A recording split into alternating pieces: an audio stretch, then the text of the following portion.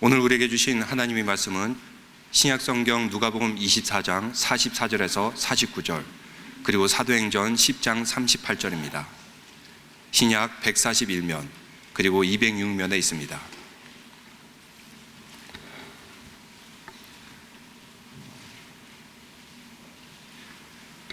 먼저 누가복음 24장 44절에서 49절까지 같이 한 목소리를 읽겠습니다.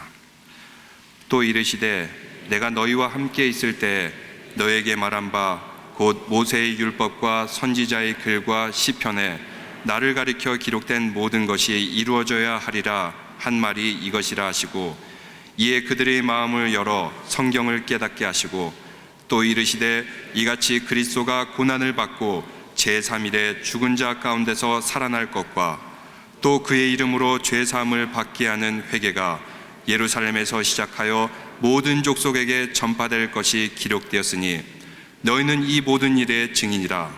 볼지어다 내가 내 아버지께서 약속하신 것을 너희에게 보내리니 너희는 위로부터 능력을 입어질 때까지 이 성에서 머물라 하시니라. 아멘. 사도행전 10장 38절 말씀입니다. 같이 읽겠습니다. 하나님이 나사렛 예수에게 성령과 능력을 기름 붓듯 하셨음에 그가 두루 다니시며 선한 일을 행하시고 마귀에게 눌린 모든 사람을 고치셨으니 이는 하나님이 함께 하셨음이라. 아멘. 최근에 한국 교회의 미래를 비관적으로 진단하는 그런 저서들이 출판돼서 세상의 이목을 끌고 있습니다. 2050년 경에는 한국의 교회 성도 수가 약 300만에서 400만으로 감소할 것이다. 충격적으로 이렇게 진단하고 있습니다. 또 주일학교는 5%에서 10%에 불과할 정도로 아주 쪼그라질 것이다. 이렇게 예측합니다. 2050년도에는 한국 교회가 아주 이제는 반토막이 날 것이다. 그런 부정적인 미래상을 제시하고 있습니다. 그런 책을 읽으면 좀 마음이 우울한 것 같아요. 그리고 교회의 미래가 매우 부정적으로 느껴집니다. 교회가 사라지고 교회가 없어질 것이라는 예언은 영국의 역사학자들도 종종 많이 했습니다. 영국의 그 역사학자들은 영국 교회는 아예 역사 속으로 사라질 것이다, 역사의 종말을 구할 것이다, 이렇게 오래전에 아주 비관적으로 예언하곤 했습니다. 그러나 오늘도 영국 교회들은 전체적으로는 좀 이렇게 교회들이 어렵지만 성장하는 교회들은 계속 성장하고 있습니다. 또 영국에는 그 아프리카에서 온 이민자들을 중심으로 영국 교회가 새로운 부흥의 역사를 이룩하는 그러한 현상은 예전에는 도저히 예측하지 못했던 그런 현상입니다. 오늘날 그 제3세계의 교회들에게서 새로운 부흥의 물결이 일어나고 있습니다. 특별히 우리가 사는 지구의 남반구를 중심으로 해서 새로운 부흥의 역사가 일어나고 있는데, 가령 브라질이나 과테말라나 또 니카라과, 온두라스, 또 파라과이, 중국, 그리고 인도네시아 등의 이 남반구 지역을 중심으로 한 새로운 기독교 부흥의 역사들이 이렇게 일어나고 있습니다. 이들 지역에 강력한 성령의 능력이 나타나고 있습니다. 반세기 전만 해도 누구도 예측할 수 없었던 그런 교회 부흥들이 이 남반구에 있는 나라를 중심으로 해서 교회가 일어나고 있습니다. 이제는 기독교의 중심이 이제는 북반구를 떠나서 이제는 더 이상 북미와 캐나다와 유럽이 기독교의 중심 국가가 아닙니다. 이제는 남반구에 일어나는 그러한 기독교회를 중심으로 기독교의 중심 무게가 이 남반구로 이동하고 있습니다. 이 성령님께서 일으키는 새로운 부흥의 물결은 우리가 알 길이 없습니다. 저희 교회처럼 이렇게 선교적인 교회는 이 남반구에서 일어나는 놀라운 기독교의 부흥에 우리는 주목해야 합니다. 이번에 우리 니카라과 선교도 저희 선교센터가 있는 그 인근의 띠띠빠빠의 그 공설운동장을 빌려서 우리가 대대적으로 복음 집회를 합니다. 또 이번에 적어도 700~800명 이내 우리 목회자들이, 니카라과 목회자들이 와서 그들을 위한 목회자 훈련을 저희가 하려고 예정하고 있습니다. 이 교회의 미래를 과학적으로 실증적으로 예언하고 진단하는 분들에게는 감사를 드립니다. 그런데 그렇게 해서 교회가 경각심을 갖고 또 새로운 변화를 향해서 준비하는 건 좋죠. 예. 위기에 대응해서 준비해서 새로운 교회의 부흥을 꾀하는 건 좋은 시도입니다. 그러나 교회 자체의 미래를 비관적으로 생각하는 것은 이건 잘못된 생각입니다. 왜냐하면 교회의 미래는 인간에게 달려있지 않습니다. 여러분 믿습니까? 교회의 미래는 인간이 주관할 것이 아닙니다. 우리 교회의 할 일은, 저와 여러분들의 할 일은 다만 복음을 증거하는 일입니다. 하나님 나라를 선포하는 일입니다. 예수님께서 사도행전 1장 6절에 이스라엘의 회복을 염려하는 제자들에게 때와 시기는 아버지의 권한에 두었으니 너희들이 관여할 바가 아니다. 너로 위협이 있어. 그런 것에는 신경 쓰지 말고 복음을 열심히 증거하라.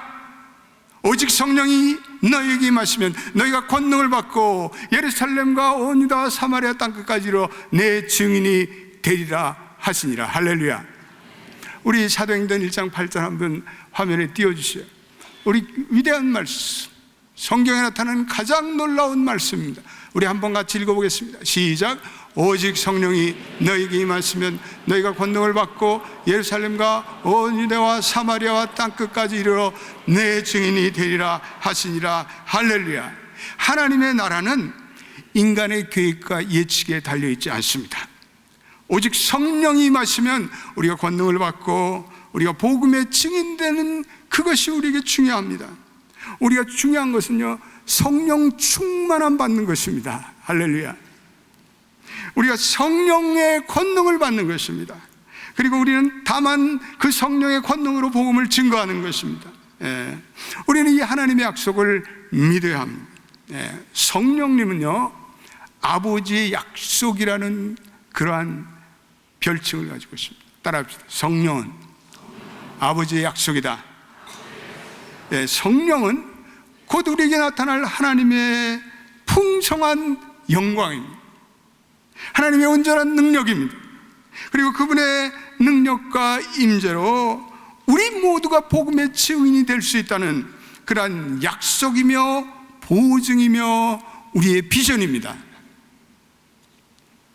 그러므로 저와 여러분들은 이 사도행전 1장 8절의 약속을 믿고 오늘도 복음을 전하고 오늘도 땅끝까지 복음을 전하는 저와 여러분이 되시기를 축원합니다. 이 약속이 성취된 곳이 어디예요? 오순절 아닙니까? 오순절 마가의 다락방에 모인 제자들이 이 축복을 받았습니다. 그리고 거기에 모인 한 사람 한 사람 위에 성령의 임재의 불꽃이 타올랐습니다. 그리고 그들은 연약한 더 이상 제자들이 아니었습니다. 그들은 더 이상 공포나 두려움에 떨지 않았습니다. 그리고 그들은 핍박을 예상하고 그는 거리에 나가서 그리고 시장에 나가서 그들이 복음을 전하기 시작했습니다. 예수는 그리스도십니다. Jesus is my Lord. 예수는 나의 구주십니다. 예수는 나의 구세주이십니다. 그들은 복음을 전하기 시작했습니다. 여러분, 그 마가의 다락방이 오늘날 교회의 태동입니다. 그것이 바로 교회의 시작 현장입니다. 제자들이 전했던 그 복음의 현장이 바로 하나님 나라의 현장입니다. 오늘 현대교회가 이 초대교회의 야성적인 영성을 배울 수 있기를 축원합니다. 오늘 초대교회의 증거들을 우리가 보여주는 교회들이 되어야 합니다. 오늘 연합교회는 그러한 성령의 능력으로 복음을 강력히 증거하는 선교적 교회가 되시기를 축원합니다. 오늘 우리가 읽은 누가복음 24장 49절은 예수님께서 The Great Commission, 가장 위대한 지상 명령에 대한 하나님의 몇 가지 말씀 중에 하나입니다. 우리가 다시 한번 이 말씀을 읽어보겠습니다. 참 귀한 말씀입니다. 우리 읽어보겠습니다. 시작. 볼지어다 내가 내 아버지께서 약속한 것을 너희에게 보내리니 너희는 위로부터 능력으로 입혀질 때까지 이 성에 머물라 하시니라. 예수님은 제자들에게 아버지의 약속을 기다리며 너희들은 담대하라 라고 말씀합니다. 그 아버지의 약속이 무엇인가? 이건 성령의 강림, 임재였습니다. 성령님이 너희들에게 임재하면 너희들은 세상을 변화시킬 수 있는 큰 일을 감당할 것이다. 그 큰 일이 뭐예요? 그래서 오늘 그 바로 전 말씀에 있는 것이 바로 주님의 복음, 주님의 고난과 십자가와 그리고 부활, 그리고 제사함, 그리고 복음의 능력을 온 세상에 전하는 바로 그것입니다. 그 위대한 일을 성령 충만한 자들은, 성령 충만한 교회는 누구나 감당할 수 있다고 말씀하고 있습니다. 주님은 세계 복음화의 비전을 보여주셨습니다. 주님은 예수님의 지상명령을 보여주셨습니다. 그리고 너희가 땅끝까지 이르러 복음을 강력하게 전파하기 위해서 너희들은 성령의 능력을 받게 될 것이다, 이렇게 말씀하고 있습니다. 주님이 새 시대가 열렸음을 선포하셨습니다. 그 새 시대는 위로부터 성령의 능력을 덧입을 때 비로소 새 시대의 문이 활짝 열릴 것이라고 말씀하셨습니다. 하나님께서는 우리들에게 새로운 시간과 새로운 시대를 열어갔어요. 그것은 하나님과 우리가 맺어지는 관계 때문입니다. 하나님과 우리가 맺어지는 사랑 때문입니다. 그건 달력에 나타난 무슨 인위적이며 양적인 그러한 시간 때문이 아닙니다. 하나님이 열어가는 새로운 시대는 단순히 어떤 시간의 양적인 시간과 관련되어 있지 않습니다. 그래서 하나님이 새롭게 만들어가는, 우리가 하나님의 말씀을 듣고 우리가 회개하고 우리가 성령의 은혜를 받고 그리고 하나님의 은혜를 깨달을 때 그러한 영적 체험의 시간, 우리는 그러한 것을 퀄리티 타임, 카이로스 타임, 하나님께서 주관하시는 카이로스의 시간이라고 합니다. 우리는 이런 카이로스의 시간을 통해서 우리가 새로워지는 것입니다. 하나님의 사람들이 새로운 시대에 들어가는 것은 영적인, 양적인 시간 때문이 아닙니다. 우리가 2014년을 맞이해서 가보년의 새해를 맞이해서 그 시간이 됐다고 여러분들이 새로워질 것 같습니까? 아닙니다. 여러분들이 새 옷을 입고 새 교회에 입당했다고 우리가 새로워집니까? 아닙니다. 우리가 이제는 여호수아 비전의 센터에 이렇게 입당을 하게 되었습니다. 우리 본당과 커뮤니센터에도 오늘 보니까 이렇게 화면도 좋아지고 여러분들 아주 제 소리 잘 들리죠? 예? 별로 안 들려요? 다 잘 들리죠? 더 뒤에서도 잘 들리죠? 예. 그러면 우리가 새로운 교회가 된 것이냐? 이 물리적인 교회의 변화가 우리를 새롭게 만들었느냐? 아닙니다. 느낌일 따릅니다. 느낌일 따릅니다. 진정한 새로움은 우리가 회개하고 그리고 성령 받고 그리고 하나님께서 우리를 변화시켜 주실 때만이 우리가 진정한 새로움의 사람이 될 줄로 믿습니다. 우리 각자 한 사람 한 사람이 우리의 죄를 회개하고 그리고 그 마음에 성령의 능력을 덧입을 때 우리의 마음속에 진정한 새로움이 찾아옵니다. 위로부터 내리는 하나님의 새로운 능력을 덧입을 때만이 우리는 새로움이 우리에게 찾아오게 되는 것입니다. 그럴 때 우리 교회도 진정한 새로운 교회가 될 수가 있습니다. 제자들은 옛사람들이었습니다. 그들은 두려움의 사람들이었습니다. 그들은 복음의 진정한 능력이 어디서 오는지를 잘 몰랐습니다. 근데 그들이 마가의 다락방에서 그들이 간절히 하나님의 은혜를 간구하면서 인내하며 기도하였습니다. 그때부터 위로부터 임하는 성령의 능력을 경험하였습니다. 그리고 그들은 전혀 다른 새로운 사람이 되었습니다. 변화되었습니다. 위로부터 임하는 그러한 새로운 성령의 감동과 능력이 그들로 하여금 새로운 시대를 열어가게 하였습니다. 이전에 경험하지 못한 능력이 그들에게 임하고 그들은 그때야 진정한 복음의 사역자가 될 수가 있었습니다. 그들은 새로운 방식으로 하나님을 자기의 마음속에서 체험하게 되었습니다. 그것이 그들이 경험한 성령의 능력과 임재였습니다. 그리고 그 제자들이 그 성령의 능력을 안고 복음을 가지고 그리고 세상으로 향해서 달려나갔습니다. 그 적대적이고 자기네들이 두려워했던 그 세상을 향해서 복음을 선포하며 그들은 다 순교하였습니다. 복음을 안고 그들은 순교하였습니다. 모든 인간의 종교는 일종의 자기의 인간의 내부 안에 있는 잠재력을 개발하는 종교입니다. 자기 수양을 해요. 자기 수양을 참선을 하고 자기 고행을 하고 벽을 뚫어지게 보면서 자기 훈련을 합니다. 오늘도 모든 유사 종교들이 마음을 릴렉스하고 마음을 비우고 마음을 집중하고 자기 안에 있는 잠재해 있는 능력을 개발하라, 이렇게 얘기합니다. 그런데 말이에요, 우리가 성서적인 관점에서 엄격히 말하면 타락한 인간의 내부에는 자기를 변화시키는 능력이 흘러나오지 않습니다. 그게 바로 복음입니다. 그게 성경이 우리에게 증거하는 바입니다. 우리가 믿는 기독교가 다른 종교와 다른 그것은 전능하신 하나님께서는 나는 너희 안에 내재된 능력을 일깨우를 원하는 것이 아니라 너희는 위로부터 내가 주시는 능력을 입고 그리고 새로운 사람으로 변하라. 여러분 믿습니까? 성령의 역사는요, 인간의 무슨 잠재력을 개발하는 것과는 전혀 다른 것입니다. 우리는 위로부터 임하는 새로운 성령의 능력을 받아야 합니다. 그리고 그 능력이 우리를 새로운 사람으로 변화시켜 나가게 할 줄로 믿습니다. 왜 우리가 성령의 능력을 받아야 돼요? 왜 우리가 위로부터 능력을 받아야 돼요?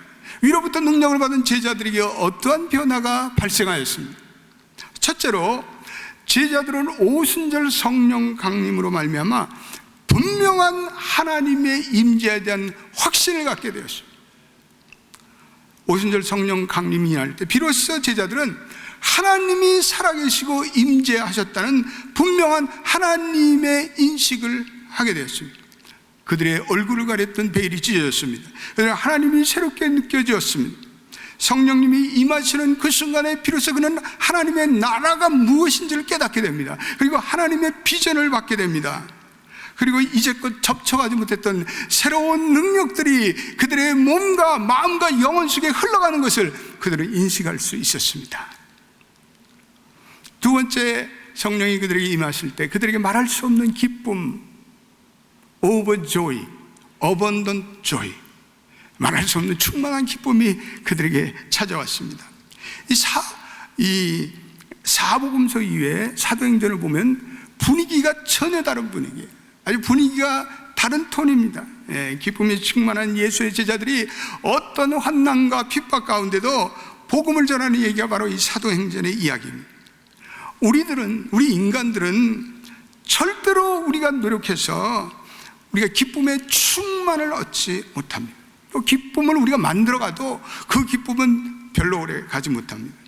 그러나 제자들에게 성령의 충만함이 임했을 때 그들은 전혀 다른 차원의 기쁨과 전혀 다른 차원의 행복을 느끼기 시작했습니다. 우리 인간은 기쁨을 만들어내고 아주 몸부림칩니다. 애를 씁니다. 저도 가끔가다 그 개콘이라는 개그 콘서트를 봅니다. 그거 뭐 어떤 거 참 웃겨요.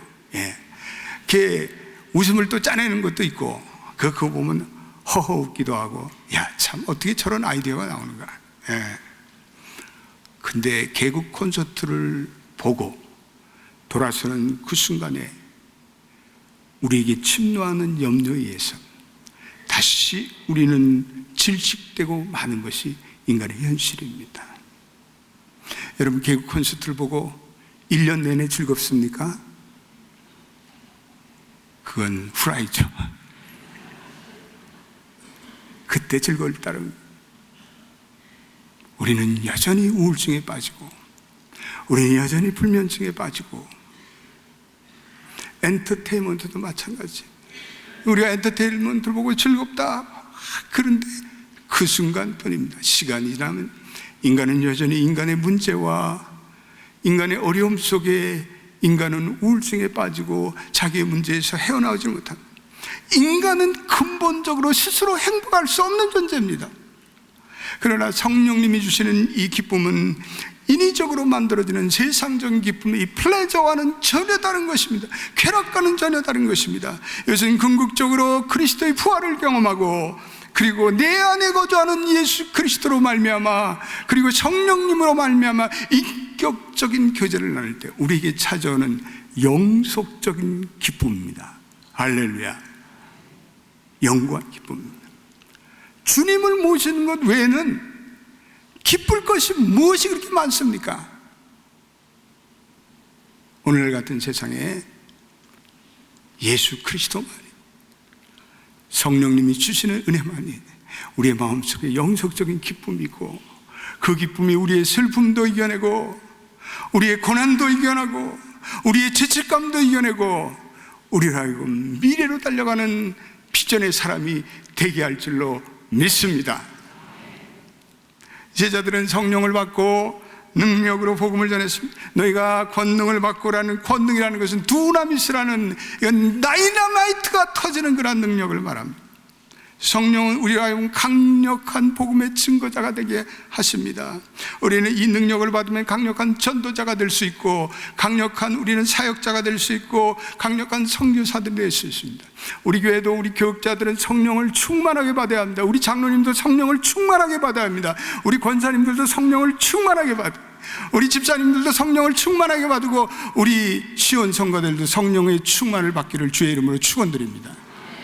그래야 내가 사역하면서 기쁘고 번아웃이 안 되고 계속해서 감사하면서 우리 사역할 수가 있습니다. 베드로는 한때 예수를 부인했습니다. 그래서 예수와 너 한 동력이 아니냐 그렇게 묻는 계집종의 말에 I don't know Jesus Christ. I don't know Jesus. 난 예수를 모른다. 그리고 예수를 심지어는 저주까지 했어요. 그는 두려움으로 예수님을 멀찍이 따랐다고 복음 증거하고 있습니다. 그런데 성령의 충만을 받은 이 베드로가 180도 완전히 변합니다. 그가 성령의 능력으로 말씀을 전할 때 그 말씀이 사람들의 마음을 찌릅니다. 그래서 어찌할꼬, 그래서 성령의 능력으로 말씀을 전했기 때문에 그렇습니다. 그리고 하루에 3,000명씩 회개하고 그들은 그리스도인이 되었습니다. 성령은 인간의 깊은 마음 속에 역사하십니다. 인간은 인간의 초자연적인 자아 속에 역사하십니다. 성령이 임재할 때 인간의 모든 지식과 상식과 그리고 논리적인 사고력이 뚫어지고, 그 성령께서는 인간의 깊은 마음을 움직이시는 역동적인 역사가 있는 것입니다. 성령 충만 후에 베드로에게는 영적인 권위가 생겼습니다. 스피리추얼 오서리티가 생겼습니다. 그래서 그는 담대히 복음을 전하는 그러한 지도자요 그리고 설교자가 됩니다. 오늘 우리가 읽은 이 사도행전 10장 38절은 대단히 중요한 말씀입니다. 우리가 이 말씀 한번 읽어보겠습니다. 같이 읽겠습니다. 시작. 하나님이 나사렛 예수에게 성령과 능력을 기름 붓도록 하셨으며 그가 두루다니시며 선한 일을 행하시고 마귀에게 눌린 모든 사람을 고치셨으니 이는 하나님이 함께 하셨습니다. 아멘. 나사렛 예수가 그의 공생애를 시작할 때 그에게 비둘기같이 성령이 내려오셔서 그런 성령과 능력을 기름부터 다시고 그가 부르다니면서 하나님이 맡겨주신 그 사역을 감당할 뿐 아니라 마귀에게 눌린 모든 사람을 치유하셨다고 말씀하고 있습니다. 오늘날 얼마나 악한 세대인지 모릅니다. 오늘날 사탄과 마귀가 특세하는 세대입니다. 이 주님께 임하였던 성령과 능력의 기름 부심, 그러한 능력이 우리에게 필요합니다. 그러한 능력 아니고는 오늘날 이 죄가 득세한 이 세상 속에서 우리는 그리스도의 말씀으로 승리할 수가 없습니다. 오늘 우리 모든 성도들과 우리 모든 사역자들은 성령의 능력으로 복음의 사역을 강력히 감당하시기를 축원합니다. 제자들은 회개하여 구별된 사람이 되었습니다. 여러분, 회개는요 전적인 성령의 역사예요. 회개와 성령의 역사는 밀접한 관계가 있습니다. 진정한 회개라는 것은 어그러진 길을 가던 사람이 바른 길을 행하는 것을 말합니다. 즉 예수님 없이도 자기 중심적인 죄악된 인생을 살아가는 사람이 돌이켜서 예수를 믿는 삶을 회개라고 합니다. 그런데 그 중심부에는 성령이 역사하십니다. 오늘 요한복음 16장 8절에 놀라운 말씀을 얘기하는데 우리가 이 말씀을 한 번 더 읽어보겠습니다. 요한복음 16장 8절 시작. 그가 와서 죄에 대해 의에 대해 심판에 대해 세상을 책망하시리라. 그가 와서라는 것은 성령이 오시면 죄에 대해 의에 대해 심판에 대해 세상을 책망하시리라. 성령께서 세상을 책망한다는 의미는 성령이 거듭나지 못한 영혼에 임하셔서 그들로 하여금 죄를 깨닫게 하십니다. 성령이 임할 때 여러분들이 마음이 뜨거워지고 눈물이 쏟아지고, 그래서 여러분들이 죄인됨을 여러분들이 인정한 여러분들의 회심의 경험 속에서 그런 것이 나타났을 것입니다.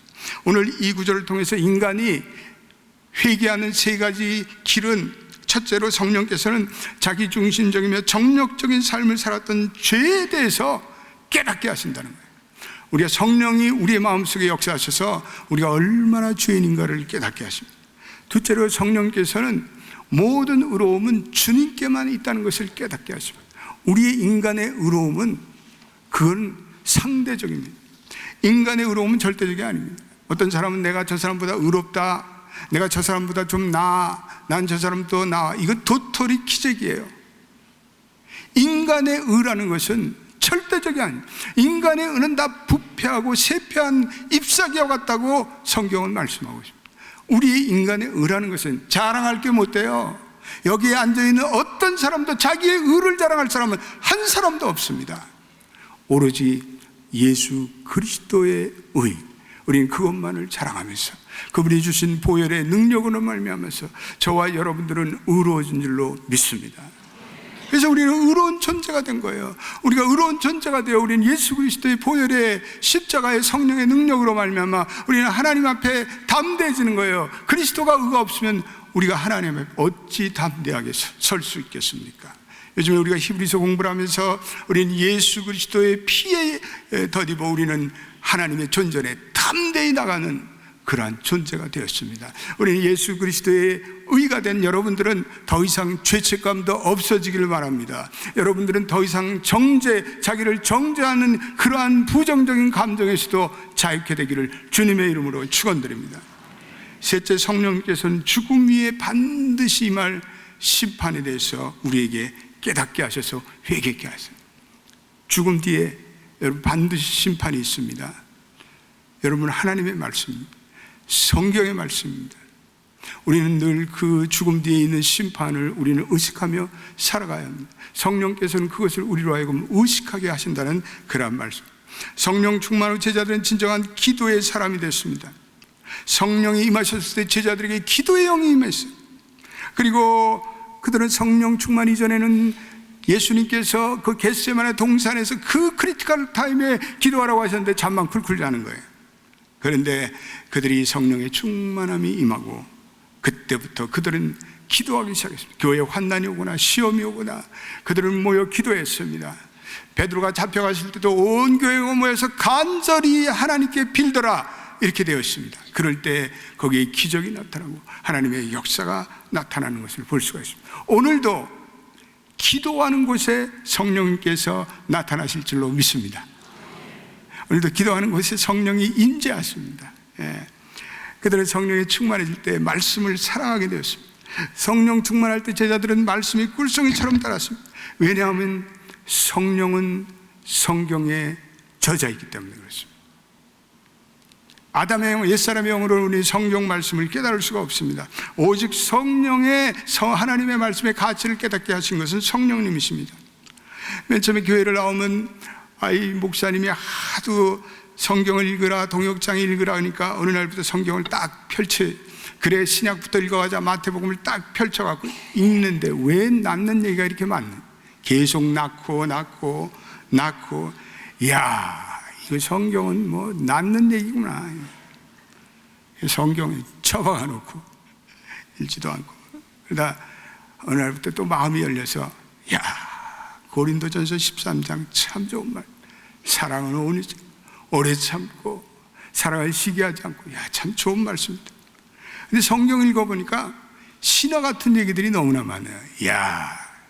이거 후라이다, 후라이. 이게 어떻게 과학적인 사고로 이거 이해가 돼? 어떻게 무리를 걸어? 부활해? 웃기는 얘기다.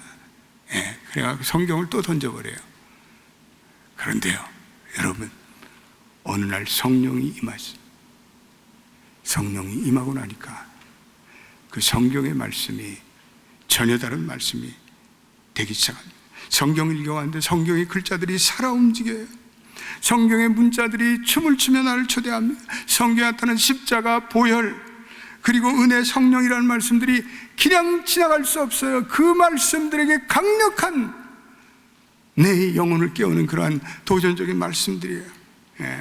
구구절절이 은혜의 말씀이요, 구구절절이 깊은 감동을 주십니다. 그래서 여러분, 성령의 은혜를 받으면요, 말씀을 얼마나 열심히, 밥 먹는 것도 잊어버리고 열심히 말씀을 보시는 분들이 있습니다. 그래서 성령의 은혜를 받았기 때문에 그래요. 성령께서 그분의 눈을 열게 해 주시기 때문에 그렇습니다. 그렇습니다. 성령님은 놀라우신 분입니다. 성령님은 좋으신 분입니다. 우리의 인간적인 지성과 우리의 지식을 내려놓고 우리는 성령을 사모하고 우리는 성령을 환영하시길 바랍니다. 성령에게 친숙해지시길 바랍니다. 성령님을 진정 여러분과 저의 삶에 모시게 되기를 바랍니다. 웰컴 홀리 스피릿. 영어로 한번 해보세요. 다 같이 시작. 웰컴 홀리 스피릿. 성령님 환영합니다. 성령님과 하는 삶은 아주 다이내믹해져요. 저도 한때는 목회가 별 볼 일 없어서 지지부진해서 목회를 그만두려고 한 적도 있습니다. 여러분들이 믿거나 말거나. 목회를 하면서 얼마나 시험이 많든지 차라리 공부를 더 해서 빨리 한국으로 돌아가는 것이 낫겠다. 그런데 어느 날 성령께서 호련히 저를 찾아오셨습니다. 저를 변화시켜 주셨습니다.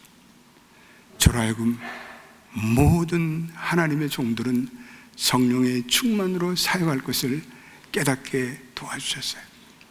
이번에 오시는 송기철 장로님도 자연과학자예요. 그분이 뭘 알겠어요? 근데 어느 날 성령님이 그분을 찾아오셔서 그분을 변화시켜 주시니까 그분에게 많은 성령의 은사가 있다는 것을 그분은 깨닫게 되셨습니다. 여러분, 그분의 말씀은 참 귀한 말씀이에요. 그분이 최근에 썼던 알고 싶어요 하나님의 나라의 하나님의 나라, 제가 추천사도 썼는데 참 귀하신 아주 깨달음, 그리고 그분에게 또 하나님께서 치유의 은사도 주셨습니다. 오늘 우리 모든 분들이 이번에 마음문을 활짝 열고 은혜를 받으시고 성령의 폭포수 같은 은혜가 여러분들에게 찾아올 줄로 믿습니다. 여러분들이 흠뻑 말씀의 강에 젖어질 줄로 믿습니다. 영육간에 치유함 받게 되기를 믿습니다. 성령님은 우리의 뜻을 성령께 온전히 순종하는 자에게 성령님은 임하십니다. 여러분 믿습니까? 여러분들의 의지를 내려놓으십시오. 여러분들의 자아를 내려놓으십시오. 여러분들의 고집을 내려놓으십시오. 여러분들의 알량한 자존심을 내려놓으십시오. 그리고 성령님을 여러분들의 진정한 여러분들의 삶의 중심으로 삼을 때 오늘 여러분들의 삶에 반드시 변화가 찾아올 줄로 믿습니다.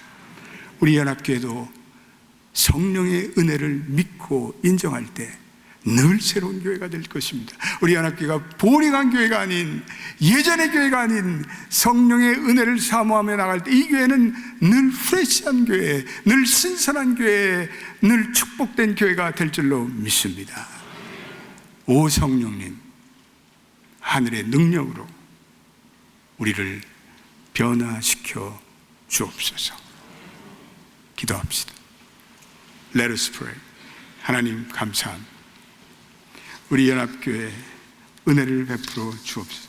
오늘 성령님께서 오직 성령이 너희에게 임하시면 너희가 권능을 받고 예루살렘과 온 유대와 사마리아와 땅끝까지 이르러 내 증인이 되리라 말씀하셨습니다. 교회는 오로지 성령님의 충만함을 받고 복음을 증거하는 것입니다. 우리의 교회의 미래가 어떻다고 우리는 부정적으로 생각해서는 안 되는 것입니다. 우리에게는 오직 성령의 능력을 받고 계속 복음을 위해서 복음을 증거하는 선교적인 교회가 연합교회가 되게 하여 주옵소서. 오늘도 이 자리에 앉은 성도들 가운데 아직도 아버지 하나님 자기의 죄를 회개치 못하고 세상에 한 걸음 두고 또한 교회에 한 걸음 두고 살아가는 사람들에게 성령님 임하셔서 저들의 죄를 깨닫게 하옵소서. 그리고 저들의 의가 잘못됐고 저들의 의를 하나님의 의로 바꾸는 변화의 삶을 살아갈 수 있도록 도와 주옵소서. 오 주님, 오늘도 성령이 임하실 때 우리가 영혼이 열리시고 말씀의 귀가 열려지고 예수님이 진정한 우리의 구세주라는 것을 깨닫고 감격할 줄로 믿습니다. 주님, 이 교회를 날마다 성령의 능력으로 새로운 교회로 변화시켜 주옵소서. 예수님의 이름으로 기도드립니다. 아멘.